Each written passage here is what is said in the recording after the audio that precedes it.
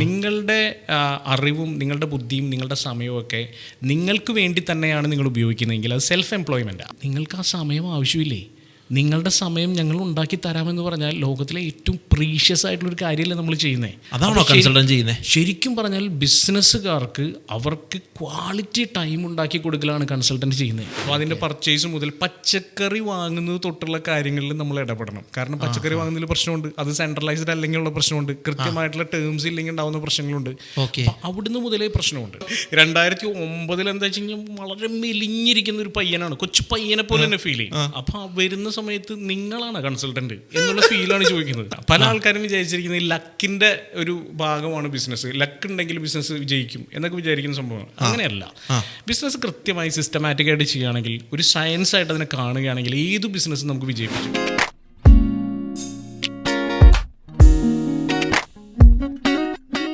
മറ്റൊരു പോഡ്കാസ്റ്റിംഗ് എപ്പിസോഡിലേക്ക് നമ്മുടെ എല്ലാ സുഹൃത്തുക്കൾക്കും സ്വാഗതം. സാധാരണ പോഡ്കാസ്റ്റ് ചെയ്യുമ്പോൾ നമ്മുടെ കൂടെ ഷെഫീഖും റാസിഫും ഉള്ളതാണ്. പക്ഷേ ഇന്ന് അത്യാവശ്യമായിട്ട് കോയമ്പത്തൂർ പോകാൻ പറ്റി. അവർ കോയമ്പത്തൂർ പോയത് കാരണം ഇന്ന് അവരില്ല. പക്ഷേ എങ്കിലും നമ്മുടെ പോഡ്കാസ്റ്റിംഗ് സ്ഥിരമായിട്ട് നടക്കണമല്ലോ. അപ്പോൾ എന്തായാലും സന്തോഷം കണ്ടോ. നിങ്ങൾ തരുന്ന സപ്പോർട്ടിനൊക്കെ വളരെയധികം നന്ദി രേഖപ്പെടുത്തുകയാണ്. എൻ്റെ ജീവിതത്തിൽ ബന്ധങ്ങൾക്ക് വലിയ വില കൊടുക്കുന്നൊരു മനുഷ്യനാണ് ഞാൻ. എവിടെ ചെന്നാലും ബന്ധങ്ങൾ ഉണ്ടാക്കിയിടും.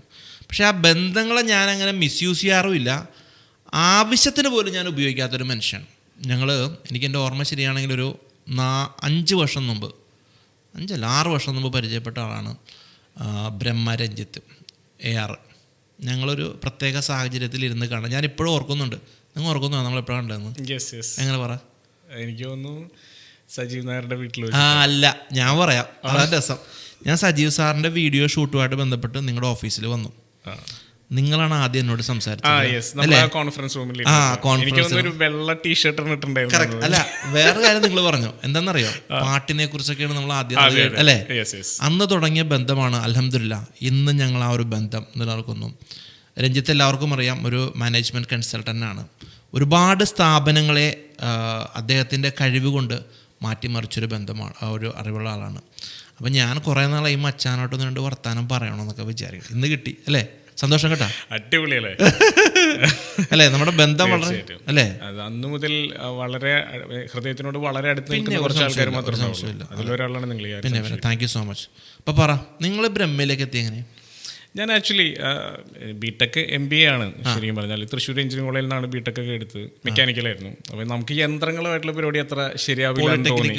അതെ, പോളിടെക്നിക്ക് നമുക്ക് ശരിയാവില്ല എന്ന് ബിടെക് കഴിഞ്ഞപ്പോഴാണ് നമുക്ക് മനസ്സിലാവുന്നത്. ബിടെക് മെക്കാനിക്കലായിരുന്നു. അപ്പോൾ അത് കഴിഞ്ഞപ്പോൾ ഞാൻ MBA ചെയ്തു. കാരണം അത് കുറച്ചൊരു പീപ്പിൾ മാനേജ്മെൻ്റ് ആണല്ലോ. അപ്പോൾ ആൾക്കാരൊക്കെ ആയിട്ട് ഡീൽ ചെയ്യാൻ എനിക്ക് ഇഷ്ടമാണ്, ട്രെയിനിങ്ങൾക്ക് കൊടുക്കാൻ ഇഷ്ടമാണ്. അങ്ങനെയാണ് MBA ചെയ്തത്. അപ്പോൾ അതിൽ കൂടെ വന്നു. പിന്നെ കുറച്ച് കോർപ്പറേറ്റ് കമ്പനികളിൽ വർക്ക് ചെയ്തു, IBM പോലുള്ള കമ്പനികളിലൊക്കെ വർക്ക് ചെയ്തു. അപ്പോൾ അതിനുശേഷം നാട്ടിലേക്ക് വരണം എന്നുള്ളത് എപ്പോഴും ഭയങ്കര ആഗ്രഹമാണ്. ഞാൻ അച്ഛൻ്റെ അമ്മയുടെ ഒറ്റ മകനാണ്. അപ്പോൾ അതും കൂടി ഒരു ചെറിയ സംഭവമുണ്ട്, ഒരു ഹോം സിക്നെസ് ഒക്കെ ഉണ്ട്.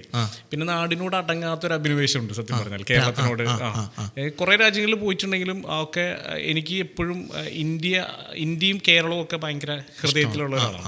അപ്പോൾ അങ്ങനെയാണ് ഞാൻ ഇവിടേക്ക് വരാൻ തീരുമാനിക്കുന്നത്. അങ്ങനെ എൻ്റെ കുറച്ച് പ്രൊജക്റ്റുകളൊക്കെ ആയിട്ട് വീട്ടിലിരുന്ന് വർക്ക് ചെയ്യാമെന്നുള്ള സെറ്റപ്പിൽ ഞാൻ തിരിച്ചു വരികയാണ് ഇവിടെ. വരുന്ന സമയത്താണ് വളരെ അവിചാരിതമായിട്ട് ഈ നമ്മളുടെ വളരെ ഫേമസ് ആയിട്ടുള്ള, അന്ന് വളരെ ഫേമസ് ആയി നിന്നിരുന്ന ട്രെയിനറായിരുന്നു മിസ്റ്റർ സജീവ് നായർ. സജീവ് സാർ. അപ്പം സജീവ് സാർ അന്ന് TPR എന്ന് പറയുന്ന ഒരു പ്രോഗ്രാമൊക്കെ റൺ ചെയ്യുന്നുണ്ട്. അതിൻ്റെ ഭാഗമായിട്ട് ആക്ച്വലി ഒരു കൺസൾട്ടിങ് വിങ് തുടങ്ങണം എന്ന് പുള്ളിക്ക് ഇങ്ങനെ പ്ലാനായിട്ട് ഇരിക്കുന്ന സമയത്താണ് നമ്മൾ മീറ്റ് ചെയ്യുന്നത്. അപ്പോൾ എനിക്ക് കൺസൾട്ടിങ്ങിൽ ഒരു ചെറിയ എക്സ്പീരിയൻസ് ഉണ്ട്. ഈ പറഞ്ഞ പോലെ ADB ആയിട്ടും IBM ആയിട്ടും ഒക്കെയുള്ള എക്സ്പീരിയൻസ് ഉണ്ട്. അപ്പോൾ എന്തുകൊണ്ട് നമുക്കിതിങ്ങനെ ഒരുമിച്ച് അങ്ങ് സ്റ്റാർട്ട് ചെയ്ത് തുടങ്ങിക്കൂടാ? അങ്ങനെയാണ് ശരിക്കും പറഞ്ഞാൽ ബ്രഹ്മ സ്റ്റാർട്ട് ചെയ്യുന്നത്. ആദ്യം ഒരു 3 ക്ലയൻസിനെ വെച്ചിട്ട്, അത് ഈ TPRൽ തന്നെ വന്ന ഹ്യൂമൻ ട്രാൻസ്ഫോർമേഷന് വേണ്ടി വന്ന 3 ക്ലയൻസിനെ വെച്ചിട്ടാണ് നമ്മൾ സ്റ്റാർട്ട് ചെയ്യുന്നത്. ഞാൻ തന്നെ ഡയറക്റ്റായിട്ട് പോയി അവരുടെ പ്രശ്നങ്ങളെ പഠിക്കുന്നു. അപ്പോൾ ശരിക്കും പറഞ്ഞാൽ ഞാനും കംപ്ലീറ്റ്ലി ന്യൂ ആണ്. കാരണം എനിക്ക് എക്സ്പീരിയൻസ് ഏഷ്യൻ പെയിൻറ്റ്സ് ഒക്കെ എൻ്റെ ക്ലയൻ്റ് ആയിരുന്നു ആക്ച്വലി. പക്ഷേ അപ്പോൾ അവിടെ ഉത്തർപ്രദേശിലൊക്കെ പോയിട്ടുണ്ട്, അവരുടെ പ്ലാന്റിലൊക്കെ പോയിട്ടുണ്ട്. പക്ഷേ അതൊക്കെ വലിയ ക്ലയൻസ് ആണ്. അപ്പോൾ അതിൻ്റെ ഏതെങ്കിലും ഒരു ചെറിയ ഭാഗം മാത്രമാണ് നമുക്ക് പഠിക്കാനൊക്കെ കിട്ടുക. അപ്പോൾ നമുക്കിതിനൊരു ഓവറോൾ ഐഡിയ കിട്ടില്ല. നമ്മളോട് ഒരു ചെറിയ, നമ്മൾ ആദ്യം പോകുന്ന ഒരു ബേക്കറിയൊക്കെയാണ്. അപ്പോൾ ആ ഒരു ബേക്കറിയിൽ പോകുമ്പോൾ ആ ബേക്കറിയുടെ A to Z കാര്യങ്ങളിൽ നമ്മൾ ഇടപെടേണ്ടി വരും, എന്നാലേ ഇതിനെ സ്ട്രീം ലൈൻ ചെയ്യാൻ പറ്റൂ. അപ്പോൾ അതിൻ്റെ പർച്ചേസ് മുതൽ പച്ചക്കറി വാങ്ങുന്നത് തൊട്ടുള്ള കാര്യങ്ങളിൽ നമ്മൾ ഇടപെടണം. കാരണം പച്ചക്കറി വാങ്ങുന്നതിൽ പ്രശ്നമുണ്ട്, അത് സെൻട്രലൈസ്ഡ് അല്ലെങ്കിൽ ഉള്ള പ്രശ്നമുണ്ട്, കൃത്യമായിട്ടുള്ള ടേംസ് ഇല്ലെങ്കിൽ ഉണ്ടാവുന്ന പ്രശ്നങ്ങളുണ്ട്. അപ്പോൾ അവിടുന്ന് മുതലേ പ്രശ്നമുണ്ട്. അപ്പോൾ നമ്മൾ ഒരു ചിക്കൻ ബിരിയാണി ഉണ്ടാക്കുമ്പോൾ എന്തൊക്കെ റെസിപ്പി എത്ര അളവിൽ എടുക്കണം എന്നുള്ള ക്ലാരിറ്റി ഇല്ലെങ്കിൽ തൊട്ട് പ്രശ്നങ്ങൾ ഉണ്ടാവുകയാണ് ഒരു റെസ്റ്റോറൻറ്റിൽ. മനസ്സിലായി. അപ്പം അതുപോലെ മൈന്യൂട്ടസ്റ്റ് ആയിട്ടുള്ള കാര്യങ്ങളിൽ അടക്കം ഇടപെടുമ്പോൾ നമുക്കൊരു കൃത്യമായ ഐഡിയ കിട്ടും ഇത് എന്താണ് ഈ ബിസിനസ് എന്നുള്ളതിനെ, എങ്ങോട്ട് പോകുന്നു എന്നുള്ളതിനെ കുറിച്ച്. അപ്പോൾ ഒരു പുതിയ അനുഭവമായിരുന്നു ശരിക്കും പറഞ്ഞാൽ ആദ്യ സമയങ്ങളിലൊക്കെ. കാരണം മറ്റേതെന്ന് പറഞ്ഞാൽ ഒരു ഭാഗം മാത്രം നോക്കിയിരുന്നു. പക്ഷേ ഇത് ഒരു കംപ്ലീറ്റ് ശരിക്കും നമ്മൾ ആ ബിസിനസ്സിൻ്റെ ഓണറുടെ പോലെ തന്നെ ആ ബിസിനസ്സിൻ്റെ A to Z കാര്യങ്ങൾ പഠിച്ച് വേണം നമുക്കത് പ്രസൻറ്റ് ചെയ്യാൻ. അങ്ങനെ ആദ്യത്തെ ഒരു 4-5 ക്ലയൻസിന് നമ്മളെ കൊണ്ട് നല്ലൊരു ഫീഡ്ബാക്ക് ഉണ്ടായപ്പോഴേ ഓട്ടോമാറ്റിക്കലി റെഫറൻസസ് വന്നു തുടങ്ങി. ഇത് ഏത് വർഷമാണ് ഇത്? ഇത് 2009. 2009. അപ്പോൾ അന്നൊക്കെ എന്ന് പറഞ്ഞാലേ ഇപ്പം എനിക്കൊരു പക്ഷേ ഞാൻ മനസ്സിലാക്കുന്നത് കൺസൾട്ടിങ് ഒക്കെ ആയിട്ടൊക്കെ ചെല്ലുമ്പോഴൊക്കെ ആളുകളുടെ ഒരു സമീപനമൊക്കെ വളരെ മോശമായിരിക്കും അല്ലേ? പിന്നെ തീർച്ചയായിട്ടും ഞാനിപ്പോ 2009 എന്റെ കോലൊന്ന് ആലോചിച്ച് നോക്കി. അപ്പൊ എന്റെ ഇപ്പൊ ഇങ്ങനെയാണ്. അപ്പൊ 2009 ഇപ്പൊ നിങ്ങൾ പെർഫോമർ നമുക്കറിയാതെ. അപ്പൊ 2009 എന്താ വെച്ച് കഴിഞ്ഞാൽ വളരെ മെലിഞ്ഞിരിക്കുന്ന ഒരു പയ്യനാണ്, കൊച്ചു പയ്യനെ പോലെ തന്നെ ഫീൽ ചെയ്യും. അപ്പൊ വരുന്ന സമയത്ത് നിങ്ങളാണ് കൺസൾട്ടന്റ് എന്നുള്ള ഫീലാണ് ചോദിക്കുന്നത്. മാത്രമല്ല ഈ 30-40 വർഷമൊക്കെ എക്സ്പീരിയൻസ് ഉള്ള ആൾക്കാരുടെ അടുത്താണ് നമ്മൾ കൺസൾട്ട് ചെയ്യാന്ന് പറഞ്ഞില്ലേ. അപ്പൊ അവർ സ്വാഭാവികമായിട്ടും ചോദിക്കുന്നത് നിങ്ങൾ എന്താണ് നമുക്ക് പറഞ്ഞുതരാൻ പോകുന്നത് പുതിയതായിട്ട്, നിനക്ക് എന്തറിയാം എന്നുള്ളതാണ്.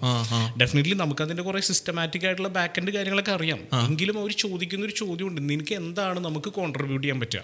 മനസ്സിലായി. പക്ഷെ അന്നും ഇന്നും എനിക്ക് അവരോട് കൃത്യമായിട്ട് പറയാനുള്ളത് ബിസിനസ് ഒരു സയൻസ് തന്നെയാണ്, ഇതൊരു ആർട്ടല്ല.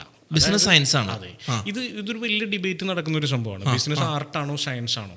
ആർട്ടിന്റെ പ്രത്യേകത എന്താ വെച്ച് കഴിഞ്ഞാൽ ഓരോരുത്തർക്ക് ഇഷ്ടമുള്ള പോലെ ചെയ്യാം.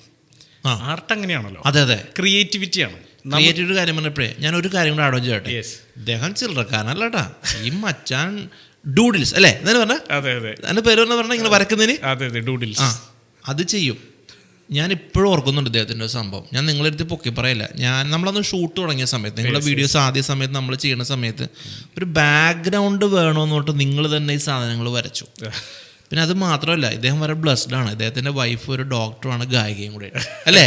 യൂട്യൂബിലൊക്കെ ഉണ്ട്, ഇൻസ്റ്റാഗ്രാമിലൊക്കെ ആള് ഭയങ്കര ഫേമസ്. അതിന് പറഞ്ഞു ഇതൊക്കെ പറഞ്ഞില്ലെങ്കിൽ ഇടക്ക് മറന്നു, അതുകൊണ്ടാണ് ഞാൻ. അപ്പൊ ആർട്ടും ബിസിനസ്സാ പറഞ്ഞു. അതെ, ശരിക്കും ബിസിനസ് ഇപ്പൊ ഒരു ആർട്ട് എന്ന് പറയാൻ പറ്റില്ല. പല ആൾക്കാരും വിചാരിച്ചിരിക്കുന്നത് ഈ ലക്കിന്റെ ഒരു ഭാഗമാണ് ബിസിനസ്, ലക്ക് ഉണ്ടെങ്കിൽ ബിസിനസ് വിജയിക്കും എന്നൊക്കെ വിചാരിക്കുന്ന സംഭവം. അങ്ങനെയല്ല. ബിസിനസ് കൃത്യമായി സിസ്റ്റമാറ്റിക് ആയിട്ട് ചെയ്യുകയാണെങ്കിൽ, ഒരു സയൻസ് ആയിട്ട് അതിനെ കാണുകയാണെങ്കിൽ ഏത് ബിസിനസ് നമുക്ക് വിജയിപ്പിച്ചെടുക്കാം. പക്ഷെ അൺഫോർച്ചുനേറ്റ്ലി കേരളത്തിലുള്ള ഒരു 99% ആൾക്കാർ ഞാൻ ഇതുവരെ കണ്ടിട്ടുള്ളതിൽ വിചാരിച്ചിരിക്കുന്നത് ബിസിനസ് ഒരു ലക്കാണെന്നാണ്.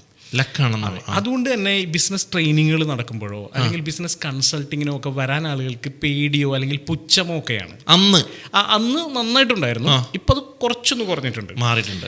അന്ന് 99% ആൾക്കാർക്കും പുച്ഛമായിരുന്നെങ്കിൽ ഇന്ന് ഒരു പക്ഷേ അത് 90-ലേക്കൊക്കെ കുറഞ്ഞിട്ടുണ്ട്. എങ്കിലും എഗെയിൻ ഇനിയും ഒരുപാട് ഡെവലപ്പ് ചെയ്യാനുണ്ട് നമ്മളുടെ ഒരു മൈൻഡ് സെറ്റ്. പ്രത്യേകിച്ചും നമുക്കൊരു ഓൺട്രപ്രണറിയൽ കൾച്ചർ ഇല്ല. ഞാൻ അതിലേക്ക് ഒന്നുകൊണ്ട് ചോദ്യം ചോദിക്കട്ടെ നിങ്ങളോട്. നിങ്ങൾ അതിലേക്കാണല്ലോ വന്നത്.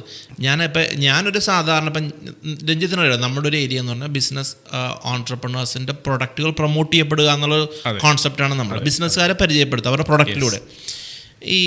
ഒരു പക്ഷേ ഈ പോഡ്കാസ്റ്റ് കാണുന്ന ആൾക്കാരും കേൾക്കുന്ന ആൾക്കാരും ആലോചിക്കും, ഞാൻ എന്തിനാടാ ഇവന്മാർക്ക് കാശും കൊടുത്തിട്ട് കൺസൾട്ട് ചെയ്യണമെന്നൊരു പക്ഷേ ചോദ്യം ഉണ്ടാവും അല്ലേ? സ്വാഭാവികമായിട്ടും വരാമല്ലോ. ഒരു പക്ഷേ ഒരു 10 കോടി രൂപ ഉണ്ടാവും, ഐഡിയ ഉണ്ടാവും. ഞാൻ ഇതിന് കൺസൾട്ടന്റ് എടുക്കണം, രഞ്ജിത്തിന്റെ ഡയലോഗിൽ ഞാൻ എന്തിനു നിൽക്കണം, സ്വാഭാവികമായിട്ടും വരാൻ പറ്റില്ല അങ്ങനെ അല്ലേ? എന്തിന് ഒരു സ്ഥാപനത്തിൽ ഒരു കൺസൾട്ടന്റിനെ വെക്കണം? ശരിക്കും ഇതിൻ്റെ സ്റ്റാർട്ടിങ് പറയുകയാണെങ്കിൽ ഈ റിച്ച് ഡാഡ് പുവർ ഡാഡ് എന്ന് പറയുന്നൊരു പുസ്തകമുണ്ട്, റോബർട്ട് കിയോസാക്കിയുടെ. അപ്പോൾ റോബർട്ട് കിയോസാക്കി പറയുന്നുണ്ട്, നിങ്ങളുടെ അറിവും നിങ്ങളുടെ ബുദ്ധിയും നിങ്ങളുടെ സമയവും ഒക്കെ നിങ്ങൾക്ക് വേണ്ടി തന്നെയാണ് നിങ്ങൾ ഉപയോഗിക്കുന്നതെങ്കിൽ അത് സെൽഫ് എംപ്ലോയ്മെൻറ്റാണ്.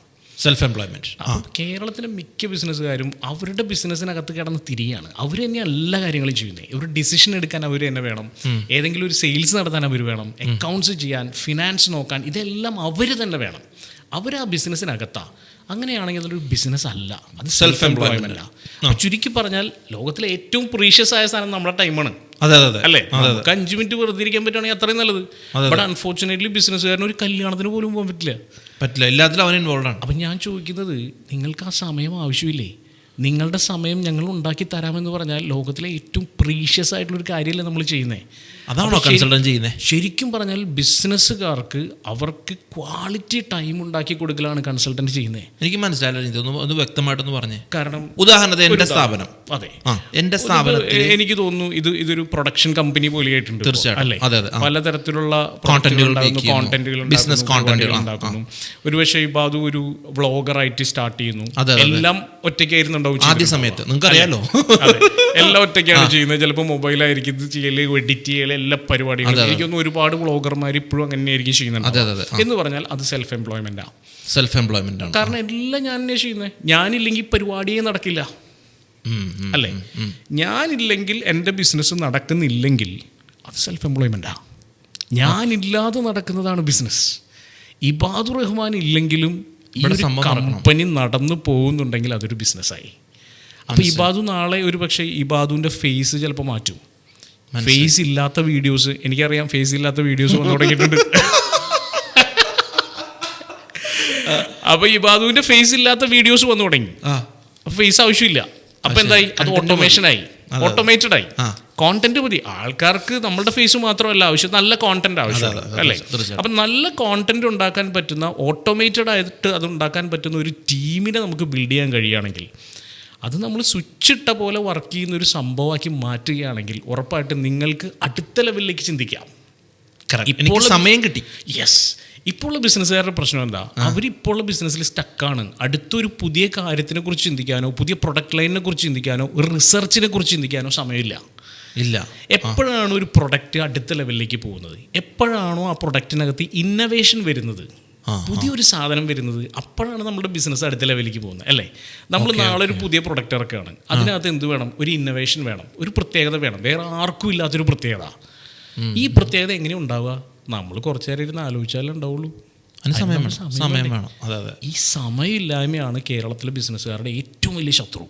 അപ്പം സമയം ഉണ്ടാക്കലാണ് സത്യം പറഞ്ഞാൽ. അങ്ങനെ നോക്കുകയാണെങ്കിൽ ഒരു കൺസൾട്ടൻറ്റ് ചെയ്യുന്നത്. അപ്പോൾ എന്താ ചെയ്യേണ്ടത് സമയം ഉണ്ടാക്കാൻ? ആ ബിസിനസ്സിനെ സിസ്റ്റമൈസ് ചെയ്യണം. സിസ്റ്റമൈസ് ചെയ്യണമെങ്കിൽ ഒരുപാട് പടികളുണ്ട്. അതായത് അതിൻ്റെ വിഷൻ മുതൽ തുടങ്ങേണ്ടതുണ്ട്. പല ആൾക്കാരും വിഷൻ എന്നൊക്കെ പറയുമ്പോൾ ഈ സാധനം വെറുതെ ഫ്രെയിം ചെയ്ത് വെക്കാനുള്ള സാധനമൊക്കെ ചോദിക്കും. വിഷൻ എന്ത് എന്നൊക്കെ പറഞ്ഞ് കളിയാക്കുന്ന ആൾക്കാരുണ്ട്. അപ്പോൾ എനിക്കറിയാവുന്ന ഒരു ഓൺട്രപ്രണർ, കേരളത്തിലെ പേരൊന്നും പറയുന്നില്ല, 500 കോടിയൊക്കെ ചെയ്യുന്നുണ്ട്. അപ്പം ഞാൻ ഇതേപോലെ ഒരു പാനൽ ഡിസ്കഷന് പോയതാണ്. പുള്ളി അവിടെ ഇരിപ്പുണ്ട്. ഞാൻ പറഞ്ഞു വിഷൻ ഭയങ്കര ഇമ്പോർട്ടൻ്റ് ആണെന്നൊക്കെ പറഞ്ഞപ്പോൾ പുള്ളിക്ക് ചെറിയൊരു പുച്ഛം. എന്ത് വിഷൻ? ഞാൻ ഒരു വിഷനില്ലാണ്ടാണ് ഇതുവരെ 500 കോടിയൊക്കെ ചെയ്തത് എന്നുള്ളതാണ്. അപ്പോൾ അതിനുശേഷം ഒരു 3-4 ദിവസം കഴിഞ്ഞപ്പോൾ ഞാൻ പുള്ളിയെ നേരിട്ട് കാണാൻ ഇടയായി. അത് കഴിഞ്ഞ് പുള്ളി ഇതുവരെ വിഷനെ കുറിച്ച് അങ്ങനെയുള്ള കാര്യങ്ങളൊന്നും കേട്ടിട്ടില്ല. വളരെ ട്രഡീഷണൽ ആയിട്ടുള്ള ആളാണ്. അപ്പോൾ സംസാരിച്ചപ്പോഴാണ് പുള്ളി കൺവിൻസ്ഡ് ആവുന്നത്, ശരിയാണ്, വിഷൻ ഉണ്ടായിരുന്നെങ്കിൽ ഈ 500 കോടി ഒരു പക്ഷേ 5000 കോടി ആയേനെ എന്നുള്ളത്. ഞാൻ പറയുന്ന 500 കോടി നിങ്ങൾക്ക് ഉണ്ടാക്കാൻ പറ്റില്ല എന്നല്ല, നിങ്ങളുടെ പൊട്ടൻഷ്യലിനെ അത് ഉയർത്താൻ സാധ്യതയുണ്ട് നിങ്ങൾക്കൊരു വിഷൻ ഉണ്ടെങ്കിൽ എന്നുള്ളതാണ്. നിങ്ങൾക്ക് കൃത്യമായ വിഷൻ ഉണ്ടെങ്കിൽ നിങ്ങളുടെ പൊട്ടൻഷ്യൽ മാക്സിമം ഉപയോഗിക്കാൻ പറ്റും. പക്ഷെ വിഷൻ ഇല്ലെങ്കിൽ നിങ്ങൾക്ക് എവിടേക്ക് പോകേണ്ടത് ധാരണയില്ല. നിങ്ങൾ അവിടെ ഇവിടെയൊക്കെ കറങ്ങി തിരിഞ്ഞ് ഒരുപാട് സമയം വെറുതെ കളയും.